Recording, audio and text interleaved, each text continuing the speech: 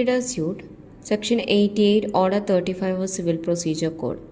Interpleader suit എന്ന് പറയുന്നത് മറ്റു സ്യൂട്ടുകളിൽ നിന്ന് ഡിഫറെൻ്റ് ആയിട്ടുള്ളൊരു സ്യൂട്ടാണ്.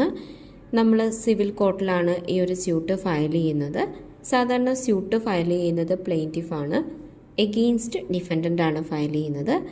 പക്ഷേ ഇതിനകത്ത് real issue between the plaintiff and defendant ആയിരിക്കില്ല. മറിച്ച് പ്ലെയിൻറ്റിഫിൻ്റെ കയ്യിലൊരു മൂവബിൾ ഓർ ഇമ്മൂവബിൾ പ്രോപ്പർട്ടി ഉണ്ട്. പക്ഷേ പ്ലെയിൻറ്റിഫിന് അറിയില്ല ഇത് ആർക്കാണ് ഡെലിവർ ചെയ്യേണ്ടതെന്ന്. ഓപ്പോസിറ്റ് സൈഡ് ഒന്നിലധികം ഡിഫൻഡൻസ് ഉണ്ട്. ഒറിജിനൽ ഓണർ ആരാണോ അവരെ കണ്ടുപിടിക്കുക, അവർക്കിത് ഡെലിവർ ചെയ്യുക എന്നുള്ളത് മാത്രമാണ് പ്ലെയിൻറ്റിഫിൻ്റെ ഉദ്ദേശം. അപ്പോൾ പ്ലെയിൻറ്റിഫിന് ഇത് പോസിബിൾ അല്ലാതെ വരുമ്പോൾ പ്ലെയിൻറ്റിഫ് എന്ത് ചെയ്യുന്നു? കോടതിയുടെ സഹായം തേടുന്നു. സോ മറ്റുള്ളവയിൽ നിന്ന് ഡിഫറെൻ്റ് ആയ ഒരു സ്യൂട്ടാണ് ഇൻ്റർപ്ലീഡർ സ്യൂട്ട് എന്ന് പറയുന്നത്.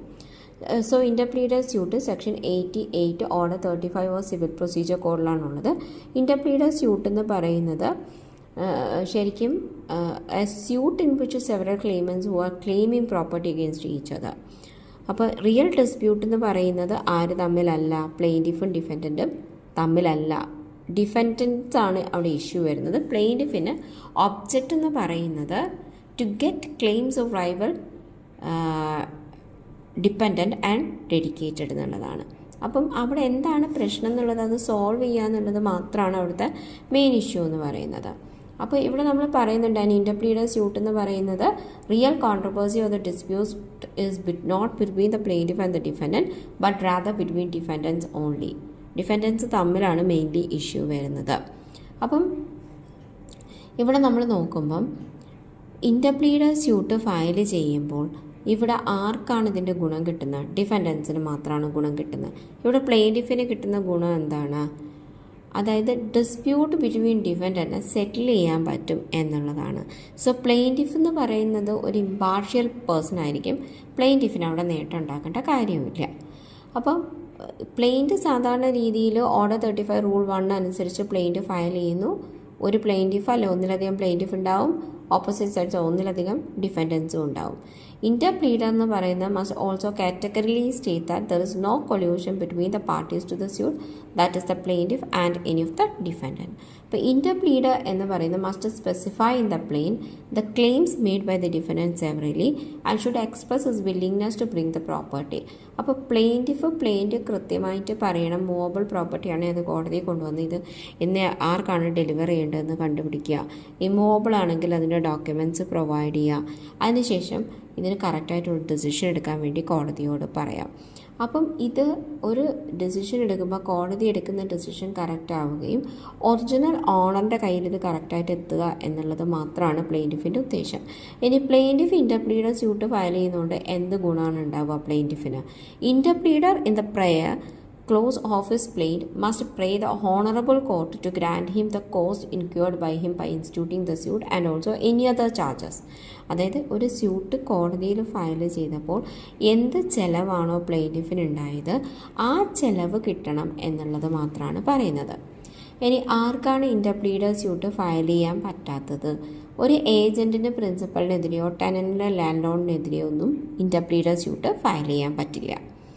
Then charge for plaintiff cost എന്ന് പറയുന്നത് സ്യൂട്ട് സെറ്റിലാക്കുമ്പോൾ ആർക്കാണോ ഇത് ഡെലിവർ ചെയ്യേണ്ടത്, അവർക്ക് ഒറിജിനൽ ഓണർ ആർക്കാണോ ഡെലിവർ ചെയ്യേണ്ടത് അവരെന്ത് ചെയ്യണം? ഇതിൻ്റെ കോസ്റ്റും പ്ലെയിൻറ്റിഫിന് പേ ചെയ്യണം.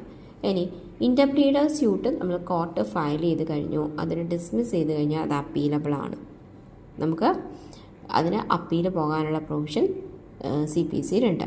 അപ്പോൾ നമുക്ക് ഇൻ്റർപ്ലീഡർ എന്ന് പറഞ്ഞിട്ടുണ്ടെങ്കിൽ ഒരു തേർഡ് പാർട്ടി ഡിസ്പ്യൂട്ട് അല്ലെങ്കിൽ to litigate with each other to settle a point concerning a third party, ഒരു പ്രശ്നം സോൾവ് ചെയ്യാൻ വേണ്ടി മാത്രം ഉള്ളൊരു സ്യൂട്ടാണ്. പ്ലെയിൻറ്റിഫിന് അതിനകത്ത് എന്തില്ല?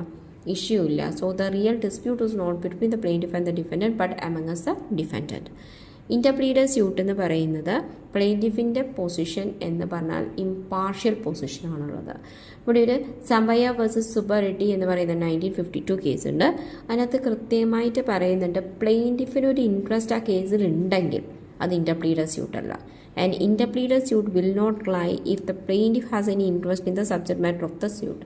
സബ്ജക്ട് മാറ്റർ ഓഫ് ദ സ്യൂട്ടിൽ പ്ലെയിൻറ്റിഫിന് ഒരു താല്പര്യം വന്നാൽ അത് ഇൻ്റർപ്ലീഡർ സ്യൂട്ടല്ല. അതായത് പ്ലെയിൻറ്റിഫിന് താല്പര്യമില്ലാതെ ഡിഫൻഡൻസ് തമ്മിലുള്ള തർക്കം തീർക്കാൻ വേണ്ടി പ്ലെയിൻറ്റിഫ് ഫയൽ ചെയ്യുന്ന സ്യൂട്ടാണ് ഇൻ്റർപ്ലീഡർ സ്യൂട്ട്. ഇനി ഒരു പാർട്ടി ഇൻ്റർപ്ലീഡർ സ്യൂട്ട് ഫയൽ ചെയ്യുന്നുണ്ട് എന്നുണ്ടെങ്കിൽ അവർക്ക് ആകെയുള്ള ഗുണം എന്താണ്? With a mere claim for കോസ്റ്റാണ്. കോസ്റ്റ് മാത്രമേ പ്ലെയിൻറ്റിഫിന് കിട്ടുള്ളൂ എന്നുള്ളതാണ്. അത് national insurance company versus Dhirendra എന്ന് പറയുന്ന കേസ് 1938 കേസിനകത്തും പറയുന്നുണ്ട്. വളരെ സിമ്പിളായിട്ടുള്ളൊരു പ്രൊവിഷനാണ്. അതായത് suit between the plaintiff and defendant ആണ് നമ്മൾ പൊതുവേ കേട്ടിട്ടുള്ളത്. പക്ഷെ ഇവിടെ പ്ലെയിൻറ്റിഫ് ഫയൽ ചെയ്യുന്നു, more than one defendant opposite side കാണും. ആരാണ് ഒറിജിനൽ ഓണർ, ആർക്കാണ് ഇത് ഡെലിവറി ചെയ്യേണ്ടത് എന്നുള്ളതാണ് കോടതിയിൽ ഇൻ്റർപ്ലീഡർ സ്യൂട്ടിനെ ബേസ് ചെയ്തിട്ട് പ്ലെയിൻറ്റിഫ് റേസ് ചെയ്യുന്നൊരു ക്വസ്റ്റ്യൻ. അതിനൊരു മറുപടി കാണുക. അത് കണ്ടെത്താൻ വേണ്ടി അല്ലെങ്കിൽ ഈ ഒരു മൂവബിൾ പ്രോപ്പർട്ടി ആണെങ്കിലൊക്കെ അത് പ്രിസർവ് ചെയ്യാൻ വേണ്ടി എന്ത് ചിലവ് ഉണ്ടായിട്ടുണ്ടോ അത് കിട്ടുക, ആ കോസ്റ്റ് മാത്രം കിട്ടുക. ഇത് മാത്രമാണ് ഇൻ്റർപ്ലീഡർ സ്യൂട്ടിന് പ്ലെയിൻറ്റിഫിൻ്റെ താല്പര്യം എന്ന് പറയുന്നത്. Thank you.